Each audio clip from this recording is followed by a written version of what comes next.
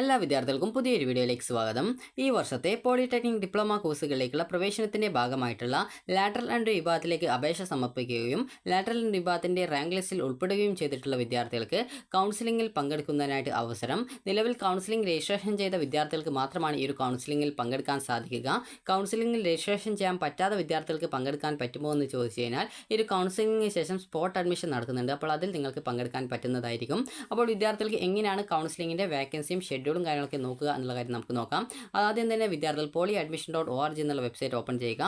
Open ചെയ്ത ശേഷം lateral entry second year admission through lateral entry 2026-27 എന്നുള്ള ലിങ്കിൽ ക്ലിക്ക് ചെയ്യുക. ക്ലിക്ക് ചെയ്ത ശേഷം വിദ്യാർത്ഥികൾക്ക് ഈ ഒരു പേജിലേക്ക് വരുന്നതാണ്. ഓൾറെഡി കൗൺസിലിംഗ് രജിസ്ട്രേഷൻ അവസാനിച്ചതുകൊണ്ട് തന്നെ നിലവിൽ കൗൺസിലിംഗ് രജിസ്ട്രേഷൻ ചെയ്തവർക്ക് അവരുടെ കൗൺസിലിംഗ് രജിസ്ട്രേഷൻ സ്ലിപ്പ് ഡൗൺലോഡ് ചെയ്യാനുള്ള ലിങ്ക് നിലവിൽ വെബ്സൈറ്റിൽ ലഭ്യമാണ്. അപ്പോൾ പ്രിന്റ് കൗൺസിലിംഗ് രജിസ്ട്രേഷൻ സ്ലിപ്പിൽ ക്ലിക്ക് ചെയ്തുകൊണ്ട് നിങ്ങളുടെ application number, one time registration number, mobile number ഇതിൽ ഏതെങ്കിലും ഒന്ന് കൊടുത്ത് ഡേറ്റ് ഓഫ് ബർത്തും കൊടുത്ത് നിങ്ങൾ ഏത് നോഡൽ പോളിടെക്നിക് കോളേജിലാണ് കൗൺസിലിംഗ് രജിസ്ട്രേഷൻ ചെയ്തത് അത് ക്ലിക്ക് ചെയ്ത് ഓക്കെ ക്ലിക്ക് ചെയ്തുകൊണ്ട് അതത് നോഡൽ പോളിടെക്നിക് കോളേജുകളുടെ കൗൺസിലിംഗ് രജിസ്ട്രേഷൻ സ്ലിപ്പ് ഡൗൺലോഡ് ചെയ്തെടുക്കാവുന്നതാണ്. ഇനി അതുപോലെ തന്നെ ചെക്ക് യുവർ റാങ്ക് ലിങ്കിൽ ക്ലിക്ക് ചെയ്തുകൊണ്ട് വിദ്യാർത്ഥികൾക്ക് നിങ്ങളുടെ റാങ്ക് ഡീറ്റെയിൽസ് ഇതിൽ പറയുന്ന ഡീറ്റെയിൽസ് ആപ്ലിക്കേഷൻ നമ്പർ, അതുപോലെ one time registration number, mobile number ഇതിൽ ഏതെങ്കിലും ഒന്നും ഡേറ്റ് ഓഫ് ബർത്തും കൊടുത്ത ശേഷം ഓക്കെ ക്ലിക്ക് ചെയ്ത് കഴിഞ്ഞാൽ നിങ്ങളുടെ റാങ്ക് ഡീറ്റെയിൽസ് നിങ്ങൾക്ക് വളരെ സിമ്പിളായിട്ട് മനസ്സിലാക്കാവുന്നതാണ്.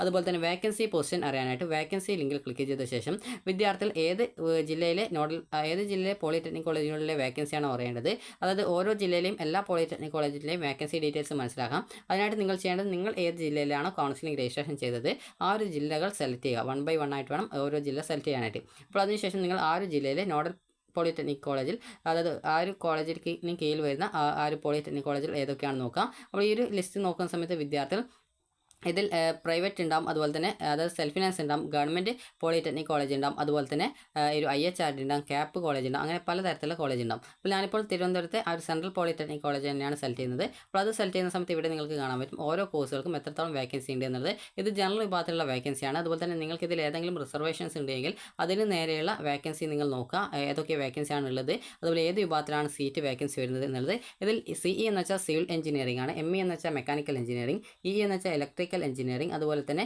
TT അതുപോലെ CT എന്നൊക്കെ പറഞ്ഞുകൊണ്ട് കുറേ കോഴ്സിൻ്റെ കോഡ് കൊടുത്തിട്ടുണ്ട്. അപ്പോൾ ആ ഒരു കോഴ്സ് കോഡ് അറിയാനായിട്ട് ഡൗൺലോഡ്സിൽ നിങ്ങൾക്ക് പ്രോഗ്രാംസ് ലിസ്റ്റ് കൊടുത്തിട്ടുണ്ട്. അത് ക്ലിക്ക് ചെയ്ത് കഴിഞ്ഞാൽ ഏതൊക്കെ കോഴ്സുകളുടെ ആ ഒരു ഫുൾ ഫോം നിങ്ങൾക്ക് അറിയാൻ പറ്റും. അപ്പോൾ നിങ്ങൾ ഈ ഒരു രീതിയിൽ നിങ്ങൾക്ക് ഓരോ കോളേജിലെയും വേക്കൻസി ഡീറ്റെയിൽസ് നിങ്ങൾ ഇതേ രീതിയിൽ നോക്കുക. അപ്പോൾ നോക്കുന്ന സമയത്ത് നിങ്ങൾക്ക് ഒരു ജില്ല സെലക്ട് ചെയ്ത് കഴിഞ്ഞാൽ ആ ഒരു ജില്ലയിലെ എല്ലാ പോളിടെക്നിക് കോളേജും ഇതേ രീതിയിൽ 1 by 1 ആയി സെലക്ട് ചെയ്ത് അവിടെ എത്രത്തോളം വേക്കൻസി ഉണ്ടെന്ന് നോക്കാം. ഇതിൽ ജനറൽ സീറ്റിൽ എല്ലാവരെയും പരിഗണിക്കും. അതുപോലെ ബാക്കിയുള്ള സീറ്റുകൾ എന്ന് പറയുമ്പോൾ അതിൽ നിങ്ങളുടെ കാസ്റ്റിൻ്റെ റിസർവേഷൻ അല്ലെങ്കിൽ നിങ്ങൾക്ക് ITI അല്ലെങ്കിൽ വേറെ എന്തെങ്കിലും തരത്തിലുള്ള റിസർവേഷൻസ് ഉണ്ടെങ്കിൽ അതൊക്കെ നോക്കിയിട്ട് നിങ്ങൾക്ക് നിങ്ങളുടെ ആ റിസർവേഷൻ ഡീറ്റെയിൽസും കാര്യങ്ങളൊക്കെ കൃത്യമായിട്ട് നോക്കിയിട്ട് അതിൽ ഏത് റിസർവേഷനിലാണ് നിങ്ങളുള്ളത്, അതിൽ നേരെയുള്ള വേക്കൻസി ഏതൊക്കെ കോഴ്സുകൾ വേക്കൻസി ഉണ്ടെന്ന് നോക്കിക്കൊണ്ട് നിങ്ങൾക്ക് ഒരു കൗൺസിലിംഗിൽ പങ്കെടുക്കാവുന്നതാണ്.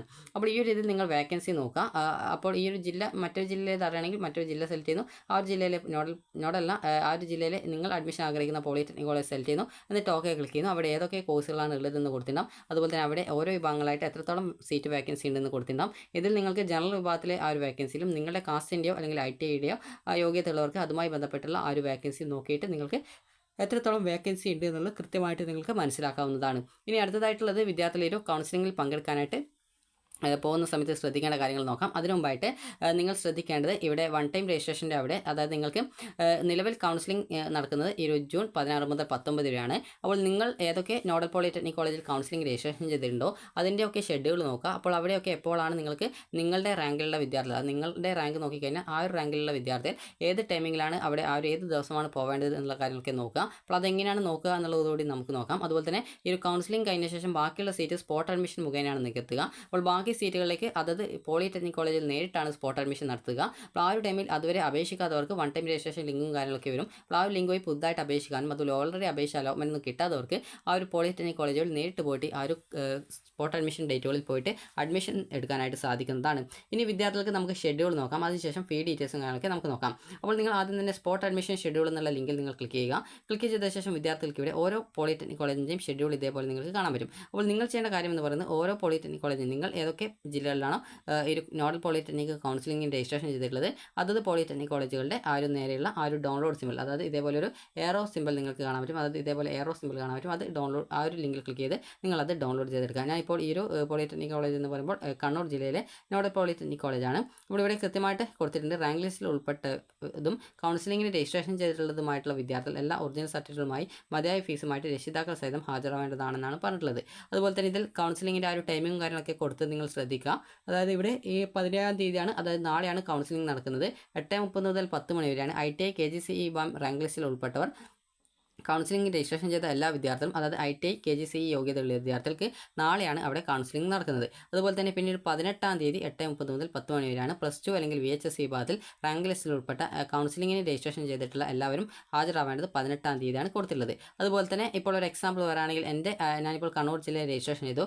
എൻ്റെ റാങ്ക് എന്ന് പറയുന്നത് ഒരു 5284 ആണെന്ന് വിചാരിക്കാം. അപ്പോൾ അങ്ങനെയാണെങ്കിൽ ഞാൻ എൻ്റെ യോഗ്യത +2 ആയതുകൊണ്ട് തന്നെ ഞാൻ +2ൻ്റെ ഈ ഒരു ടൈമിങ്ങിൽ പോയിട്ടാണ് ഞാൻ അവിടെ രജിസ്ട്രേഷൻ ആയിട്ട് പോവേണ്ടത്. അപ്പോൾ ഈ ഒരു രീതിയിൽ നിങ്ങൾ പോവേണ്ട ടൈമിംഗ് കാര്യങ്ങളൊക്കെ കൃത്യമായിട്ട് നിങ്ങൾ നോക്കി മനസ്സിലാക്കുക. ഇനി ഇതിൽ പങ്കെടുക്കാൻ പോകുന്ന സമയത്ത് നിങ്ങൾ എടുക്കേണ്ടത് SSLC സർട്ടിഫിക്കറ്റ്, ITI അല്ലെങ്കിൽ KGCE അല്ലെങ്കിൽ +2 അല്ലെങ്കിൽ VHS എന്നിവയുടെ ഒറിജിനൽ സർട്ടിഫിക്കറ്റ്, ഒറിജിനൽ കിട്ടാത്തവർ മാർക്ക് ലിസ്റ്റ് എടുത്താൽ മതി. അതുപോലെ തന്നെ വിദ്യാർത്ഥികൾക്ക് TC, സ്വഭാവ സർട്ടിഫിക്കറ്റ്, അത് ആണ് കണ്ടക്ട് സർട്ടിഫിക്കറ്റ് എന്ന് പറയുന്നത്. അതുപോലെ ജാതി, വരുമാനം, നോൺ ക്രിമിനൽ സർട്ടിഫിക്കറ്റ് നിങ്ങളുടെ കയ്യിൽ എന്തൊക്കെയാണുള്ളത് അതെടുക്കാം. അതുപോലെ തന്നെ കൗൺസിലിംഗ് രജിസ്ട്രേഷൻ ചെയ്തതിൻ്റെ കൗൺസിലിംഗ് രജിസ്ട്രേഷൻ സ്ലിപ്പ് നിങ്ങൾക്ക് വെബ്സൈറ്റിൽ നിന്ന് ഡൗൺലോഡ് ചെയ്തെടുക്കാം. അതുപോലെ തന്നെ ആധാർ കാർഡിൻ്റെ കോപ്പി, അതുപോലെ തന്നെ ഫീസ് വിവരങ്ങൾ എന്ന് പറയുമ്പോൾ SC/ST വിഭാഗത്തിന് അത് സർക്കാർ പോളിടെക്നിക് കോളേജിലെ ഫീസാണ് ഇതിൽ കൊടുത്തിട്ടുള്ളത്. ഒരു SC/ST ഫീസ് ആനുകൂല്യത്തിന് അർഹതയുള്ള OIC വിഭാഗക്കാർ 1000 രൂപ, മറ്റ് ഫീസ് ആനുകൂല്യമുള്ളവരാണെങ്കിൽ 11,000 രൂപ, ഫീസ് ആനുകൂല്യം ഇല്ലാത്തവർ 14,400 രൂപ. ഇത് ഓൺലൈൻ പേയ്മെൻറ്റ്, അതായത് UPI ആണ് പേയ്മെൻറ്റ് ചെയ്യേണ്ടതായിട്ട് വരിക. അതുപോലെ തന്നെ കൂടാതെ PTA ഫണ്ട് തുക പണമായിട്ട് നൽകണം. ഫീസ് ഡെബിറ്റ് കാർഡ് അല്ലെങ്കിൽ UPI വഴിയും അടക്കാവുന്നതാണ്. എന്നിങ്ങനെയാണ് കൊടുത്തിട്ടുള്ളത്. ഇനി വിദ്യാർത്ഥികൾ ശ്രദ്ധിക്കേണ്ട പ്രധാനപ്പെട്ട കാര്യം എന്ന് പറയുന്നത്, ഇനി അടുത്തതായിട്ട് നമുക്ക് തിരുവനന്തപുരം ജില്ലയിലെ പോളിടെക്നിക് കോളേജിൻ്റെ ഡൗൺലോഡ് ചെയ്തെടുക്കാം. നിങ്ങൾ ഏതൊക്കെ ജില്ലയിൽ അപ്ലൈ ചെയ്തിട്ടുണ്ടോ അതിനനുസരിച്ച് വേണം ആ ഒരു നോഡൽ പോളിടെക്നിക് കോളേജിൻ്റെ കൗൺസിലിംഗ് നിങ്ങൾ ഡൗൺലോഡ് ചെയ്തെടുക്കാനായിട്ട്. ഞാൻ ഈ ഒരു 2 ജില്ലകളിൽ അപ്ലൈ ചെയ്തുകൊണ്ടാണ് ഞാൻ 2 ജില്ലകളിലേത് ഡൗൺലോഡ് ചെയ്യുന്നത്. അപ്പോൾ നിങ്ങൾ അവിടെയുള്ള ആ ഒരു ഷെഡ്യൂൾ എന്നുള്ള അവിടെയുള്ള എയറോ സിമ്പിൾ ക്ലിക്ക് ചെയ്തുകൊണ്ട് നിങ്ങൾക്ക് നിങ്ങളുടെ ആ ഒരു നിങ്ങൾ അപ്ലൈ ചെയ്തിട്ടുണ്ടായിരുന്ന, അത് കൗൺസിലിംഗ് രജിസ്ട്രേഷൻ ചെയ്തിട്ടുണ്ടായിരുന്ന ആ ഒരു പോളിടെക്നിക് കോളേജിൻ്റെ ഷെഡ്യൂൾ നിങ്ങൾക്ക് ഡൗൺലോഡ് ചെയ്ത് എടുക്കാവുന്നതാണ്. അപ്പോൾ വിദ്യാർത്ഥികൾ ശ്രദ്ധിക്കേണ്ടത്, ഇവിടെ ഈ ഒരു പോളിടെക്നിക് കോളേജിൻ്റെ ഷെഡ്യൂൾ കൊടുത്തിട്ടുള്ളത്. അപ്പോൾ ഈ ഒരു പോളിടെക്നിക് കോളേജിൻ്റെ ഷെഡ്യൂൾ കൊടുത്തത് നിങ്ങൾ നോക്കുക. അതായത് ITIയുടെ ആ ഒരു കാൻഡിഡേറ്റ്സ് ആണ് ആദ്യ ദിവസം പോകേണ്ടത്. അവർ നിങ്ങൾക്ക് ITI യോഗ്യതയുള്ള വിദ്യാർത്ഥികളാണെങ്കിൽ വിദ്യാർത്ഥികൾ 19-ാം തീയതി, അതായത് ഈ ജൂൺ 19-ാം തീയതി ഇവിടെ റാങ്ക് ഡീറ്റെയിൽസ് ഒക്കെ കൊടുത്തിട്ടുണ്ട്, ഏത് ടൈമിങ്ങിൽ ഹാജരാവണമെന്നുള്ളത്. അപ്പോൾ എൻ്റെ യോഗ്യത +2 ആയതുകൊണ്ട് തന്നെ ഞാൻ ഇതിൽ +2ൻ്റേതാണ് നോക്കുന്നത്, +2 VHSCയുടേതാണ് നോക്കുന്ന സമയത്ത് 19-ാം തീയതി, ജൂൺ 19-ാം തീയതിയാണ് കൗൺസിലിംഗ് നടക്കുന്നത്.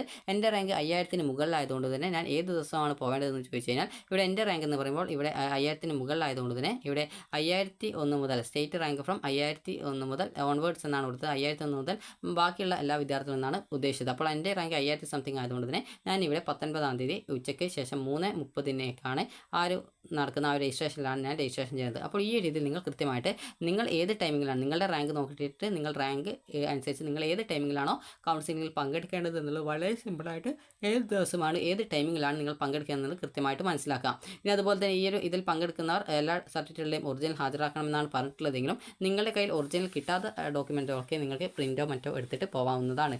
അതുപോലെ തന്നെ ഇതിൽ പങ്കെടുക്കുന്നവർ അതായത് SLC, +2, VHSC, ITI എന്നിവയുടെയോ അല്ലെങ്കിൽ ഇൻകം സർട്ടിഫിക്കറ്റ്, അതുപോലെ തന്നെ ഈ ഒരു community certificate, EW certificate, counselling registration slip എന്നിവയും വിദ്യാർത്ഥികൾ ഇതിൽ പങ്കെടുക്കാൻ പോകുന്ന സമയത്ത് എടുക്കേണ്ടതാണ്. അതുപോലെ ഫീസ് നിങ്ങൾക്ക് ഗവൺമെൻറ് കോളേജാണെങ്കിൽ 14,400 രൂപയും കോഷൻ ഡെപ്പോസിറ്റിനത്തിൽ 10,000 രൂപയും ആണ് എടുക്കേണ്ടത്. ഭിന്നശേഷി വിഭാഗത്തിലുള്ള അപേക്ഷകർ ഫിറ്റ്നസ് സർട്ടിഫിക്കറ്റ്, അത് ഫിറ്റ്നസ് സർട്ടിഫിക്കറ്റ് ഭിന്നശേഷി വിഭാഗത്തിൽപ്പെട്ട വിദ്യാർത്ഥികളാണ് ഈ ഒരു അഡ്മിഷൻ സമയത്ത് ഹാജരാക്കേണ്ടത്. ഇനി അതുപോലെ തന്നെ നിങ്ങൾക്ക് ഒന്നിലധികം നോഡൽ പോളിടെക്നിക് കോളേജിൽ കൗൺസിലിംഗിന് ഒരേ ദിവസമാണ് കൗൺസിലിംഗ് നടക്കുന്നതെങ്കിൽ ഒരു ജില്ലയിലേതിൽ നിങ്ങളുടെ പാരൻസിനോ മറ്റാർക്കെങ്കിലും പങ്കെടുപ്പിക്കാനായിട്ട് പറ്റുന്നതാണ്. അപ്പോൾ നിങ്ങൾക്ക് ഒരു ദിവസം തന്നെയാണ് നടക്കുന്നതെങ്കിൽ നിങ്ങൾക്ക് പകരമായിട്ട് മറ്റൊരു ജില്ലയിലേക്ക് നിങ്ങൾ ആരെങ്കിലും അയക്കുന്നുണ്ടെങ്കിൽ ഡൗൺലോഡ്സിൽ ക്ലിക്ക് ചെയ്യുക. എന്നിട്ട് ഓതറൈസേഷൻ ലെറ്റർ എന്ന് പറഞ്ഞുകൊണ്ട് കാണാൻ പറ്റും, അതായത് ഫോം ഓഫ് ഓതറൈസേഷൻ ലെറ്റർ, അതിൽ ക്ലിക്ക് ചെയ്ത് നിങ്ങൾക്ക് അനെക്സർ ഡൗൺലോഡ് ചെയ്ത് ഈ ഒരു ഫോം ഫില്ല് ചെയ്തുകൊണ്ട് വിദ്യാർത്ഥികൾക്ക് നിങ്ങൾക്ക് പകരമായിട്ട് നിങ്ങൾ ആരാണ് അയക്കുന്നത് അവരുടെ കൈവശം നിങ്ങളുടെ സർട്ടിഫിക്കറ്റുടെയൊക്കെ പ്രിൻ്റ് ഔട്ടും അതിൻ്റെ കൂടെ ഈ ഒരു ഓതറൈസേഷൻ ലെറ്റർ പൂരിപ്പിച്ച് നിങ്ങൾക്ക് നിങ്ങളുടെ ആരാണോ അയക്കുന്നത് അവരുടെ കൈവശം കൊടുത്തയക്കാവുന്നതാണ്. ഒരേ ദിവസം തന്നെയാണ് നടക്കുന്നതെങ്കിൽ നിങ്ങൾക്ക് ആദ്യം എവിടെയാണോ അലോട്ട്മെൻറ്റ് കിട്ടുന്നത് അവിടെ വിദ്യാർത്ഥികൾക്ക് താല്പര്യമുണ്ടെങ്കിൽ അവിടെ ജോയിൻ ചെയ്യാം. ഇനിയിപ്പോൾ നിങ്ങൾ ഏറ്റവും ലാസ്റ്റ് വേറെ ഒരു നിങ്ങളുടെ രക്ഷിതാവ് പോയിടത്താണ് അലോട്ട്മെൻറ്റ് കിട്ടുന്നതെങ്കിൽ ഏറ്റവും ലാസ്റ്റ് അഡ്മിഷൻ എടുത്ത സീറ്റാണ് നിങ്ങളുടേതായിട്ട് പരിഗണിക്കുക. അതുകൊണ്ട് തന്നെ നിങ്ങൾ ഒരു സ്ഥലത്ത് അഡ്മിഷൻ എടുത്തു കഴിഞ്ഞാൽ നിങ്ങൾക്ക് പകരമായിട്ട് മറ്റൊരാളെ അയച്ചിട്ടുണ്ടെങ്കിൽ അവരോട് ആ ഒരു കാര്യം കൃത്യമായിട്ട് പറയാനായിട്ട് ശ്രദ്ധിക്കേണ്ടതാണ്. ഇനി വിദ്യാർത്ഥികൾ ചോദിക്കുന്ന പ്രധാനപ്പെട്ട സംശയമാണ് ഈ ഒരു കൗൺസിലിംഗ് കഴിഞ്ഞ് കഴിഞ്ഞാൽ, അതായത് കൗൺസിലിംഗിൽ പങ്കെടുക്കാൻ പോകുന്ന സമയത്ത് ഈ ഒരു വേറെ എൻ്റെ കയ്യിൽ TC ഇല്ല, അതല്ലെങ്കിൽ എൻ്റെ കയ്യിൽ ഇന്ന ഡോക്യുമെൻ്റ് ഇല്ല, അപ്പോൾ അങ്ങനെയെങ്കിൽ ഞാൻ ഇതിൽ പങ്കെടുക്കാൻ പറ്റുന്നതാണ്. നിങ്ങൾ പിന്നീട് തൊട്ടടുത്ത ദിവസം ആ ഒരു ഡോക്യുമെൻറ്റ്സും കാര്യങ്ങളൊക്കെ സംഘടിപ്പിച്ചിട്ട് നിങ്ങൾക്ക് ആ ഒരു കോളേജിൽ പോയിട്ട് നേരിട്ട് അഡ്മിഷൻ എടുക്കാൻ സാധിക്കുന്നതായിരിക്കും. ഇനി വിദ്യാർത്ഥികൾ ശ്രദ്ധിക്കേണ്ട പ്രധാനപ്പെട്ട കാര്യം എന്ന് പറയുന്നത് ഇതിൻ്റെ ഫീസാണ്. ഫീസ് വരുന്നത് നിങ്ങൾക്ക് ഗവൺമെൻറ്റിലാണെങ്കിൽ ടോട്ടൽ യൂണിഫോം ഫീസ് ഉൾപ്പെടെ ടോട്ടൽ 6000 രൂപ നിങ്ങൾ പൈസ ആയിട്ട് എടുക്കണം. ബാക്കി പൈസ നിങ്ങൾ UPI ഡെബിറ്റ് കാർഡോ അല്ലെങ്കിൽ നെറ്റ് ബാങ്കോ അങ്ങനെയൊക്കെ നിങ്ങൾക്ക് അടക്കാൻ പറ്റും. അങ്ങനെ നിങ്ങൾക്ക് ടോട്ടലായിട്ട് ഗവൺമെൻറ് കോളേജ് ആണെങ്കിൽ ഫീസ് വരുന്നത് നിങ്ങൾക്ക് ഏകദേശം 20,000 രൂപക്കടുത്താണ് വരുന്നത്. സെൽഫിനാസ് അല്ല ക്യാപ്പ് കോളേജുകളാണെങ്കിൽ വിദ്യാർത്ഥികൾക്ക് ഏകദേശം ഒരു 25,000 സംതിങ്, അത് ഏകദേശം ഒരു 30,000 രൂപക്കടുത്താണ് വരുന്നത്. ഇനി അതുപോലെ തന്നെ നിങ്ങൾക്ക് സെൽഫ് ഫിനാൻസ് കോളേജുകളാണെങ്കിൽ ഏകദേശം ഒരു 35,000 ആ ഒരു റേഞ്ചിലൊക്കെയാണ് ഫീസ് നിങ്ങൾക്ക് വാർഷിക ഫീസ് നിങ്ങൾക്ക് വരിക. വാർഷിക ഫീസ് എന്ന് പറയുമ്പോൾ ആദ്യ വർഷമായി വരത്തുള്ളൂ. പിന്നീട് അടുത്ത വർഷം ട്യൂഷൻ ഫീസ് അതുപോലുള്ള ചെറിയ ഫീസുകളൊക്കെയാണ് വരുന്നത്.